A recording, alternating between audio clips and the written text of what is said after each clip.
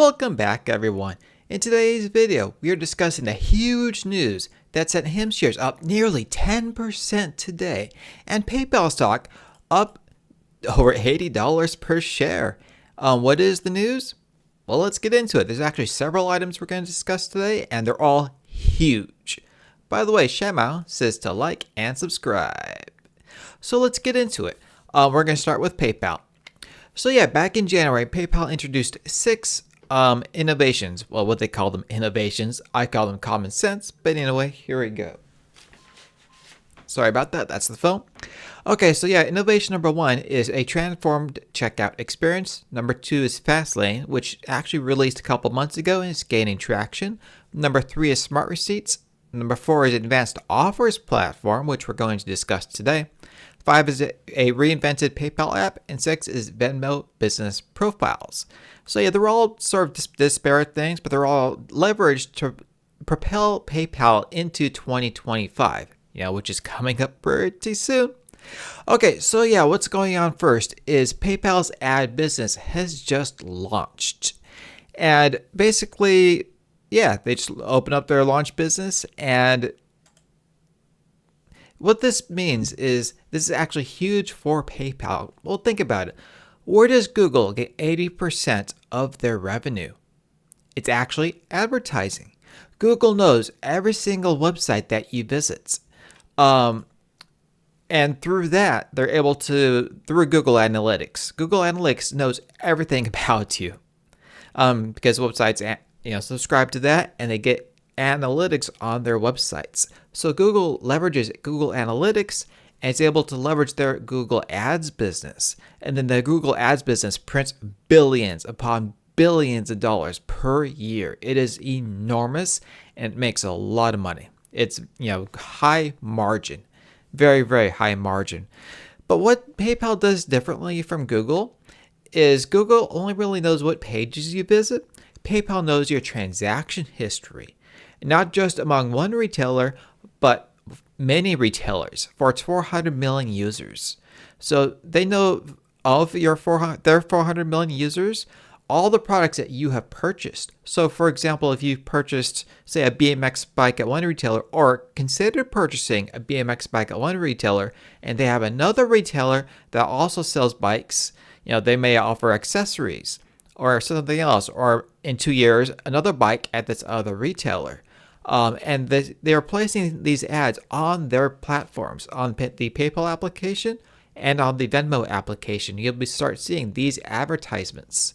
And it could potentially be a huge moneymaker for PayPal because it's very targeted. They're able to target their own users better, I would say, than Google's ad business, potentially. If Google's really good at it, so they're hard to compete with. So yeah, this ads business is being led by Mark Grether. I cannot pronounce his name. He's from Uber and Amazon's ad business, and Amazon, also is jumping into the advertising business. So yeah, by Lauren Johnson, she says the sheer amount of transaction data. Actually, this is from Grether.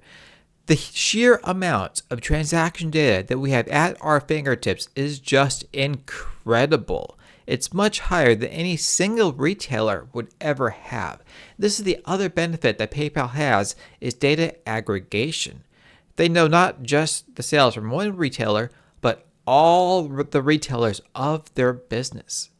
You see, PayPal controls 25% of the e-commerce business. And since they control 25% of e-commerce, they know a lot about users that purchase things on the internet. And they know a lot about you and a lot about everybody else. And they're able to target you very specifically on that. And it continues, as retailers of all sizes like Walmart, Instacart, and Best Buy are growing their ad business, PayPal is the newest financial company to get in on the game. And what else do we have here? Some more information, and that's also being added to the shopping tool called Honey. So yeah, it says in one example, PayPal ads could sell ads on retailers' order confirmation pages that appear after someone places an order. So this is the other thing is these ads aren't just going to be on PayPal's applications, not just PayPal and Venmo, but these ads can also be displayed as, say, banner ads or something else, or maybe on the sidebar on other websites. So, much like Google works, Google ads. So yeah, it's huge news, and it's going to leverage it. And for example, like I was mentioning, if you buy a BMX bike on one website, on the confirmation page, you can get maybe accessories from a different retailer. And those ads print money. And this could bring in billions of dollars into PayPal's coffers. And it is massive. So yeah, you can read this if I want to.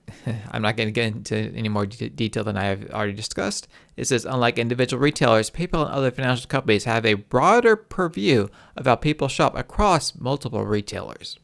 Okay, so that's item number 1. What is item number 2? Alex Chris sent a tweet. He says, you ask, we delivered. Today, we're launching a highly requested Venmo feature that allows users to easily schedule one-time and recurring payments or requests on Venmo. So this is good because number 1 is this is actually a common sense move. And sometimes the best moves are the common sense moves. Can you see all this? Okay, so this is basically what it's going to look like on Venmo, and it kind of describes itself. I don't really need to go into too much detail. All I can say is recurring payments. Venmo's going to collect money for each of these payments. So they're going to collect money for each of these consumer to business, B2C payments. So for example, if you pay for electricity bill or any other bill from a consumer to a business on a recurring basis, PayPal is going to collect a fee on that. So this is a common sense move. It's an easy money on that one for PayPal. Yeah, there's really not much more to say. Moving on to HIMS and HERS. And what sent their stock up nearly 10% today? Now, there are actually 2 reasons. Reason number 1 is actually Carnegie Investment purchased over 300,000 shares of HIMS and HERS. That's $5.7 million. May not sound like much, but as we can see here, HIMS has a market cap. HIMS stock has a market cap of $4.4 billion. So it's actually a pretty decent size considering their market cap, because they're still a small cap company. Actually, they just got introduced into the S&P small cap 600 stocks. That's one of the reasons why HIMS and HERS is up above $20 today. And yeah, up 9%. And there's actually a big item number 2. This is item number 1. Item number 2 is that the FDA buzz sends health and wellness stock surging. So yeah, what the FDA did is they took the weight loss drug Mounjaro and they placed it on the shortages list. Now, this is a benefit in a couple of ways. Number 1 is the more drugs in shortage in the weight loss category, the better HIMS can do in their GLP-1 business, because that's becoming a bigger monetary factor for HIMS and HERS stock. It was 6% last quarter of the revenues, and it's expected to grow much more in the future. So this is just one drug, and there's another drug that the FDA. See, the reason HIMS tanked last week is the FDA took Tirzepatide, I will never pronounce that name, off of the shortages list. Now, the reason that sell-off was unwarranted was because HIMS doesn't even sell compounded Tirzepatide, whatever it's called, drug. They sell semaglutide, which is made by Novo Nordisk. So it didn't even directly affect HIMS, but HIMS tanked anyway. Because anything, weight loss related or GLP-1 related, the AI algorithms are out there to screw you. They're out there to screw you. It had nothing at all to do with HIMS. But regardless, it's been added to the list. The AI algorithms picked it up, and HIMS shot up 9% today. Now, the thing is, these ups and downs in HIMS stock aren't important. What's important is this metric here. It is subscribers. This is what you want to look at on a long-term basis. Everything else is just noise. But the thing is, these are profitable subscribers. HIMS is now a profitable company. This is one of the reasons they were able to join the S&P 600 small cap companies. HIMS is growing into a profit beast. Now, the thing here is subscribers are growing exponentially, and due to GLP-1, these are actually growing even faster now. And so yeah, pay attention to this metric. This metric will determine their long-term health, and where they're going to be at in 5 years, in 10 years, is going to be solely reliant on this metric. And HIMS is expanding enormously. They bought a 503B compounding facility to produce potentially GLP-1 medications and other steroid medications, and they are going to grow into a profit monster, and I think they are currently significantly undervalued. That being said, you can actually track. I have decent valuations on HIMS and PayPal at my Patreon. You can get into my Patreon for as little as $5 per month. It is a value you'll never see again. It's the best deal in the world.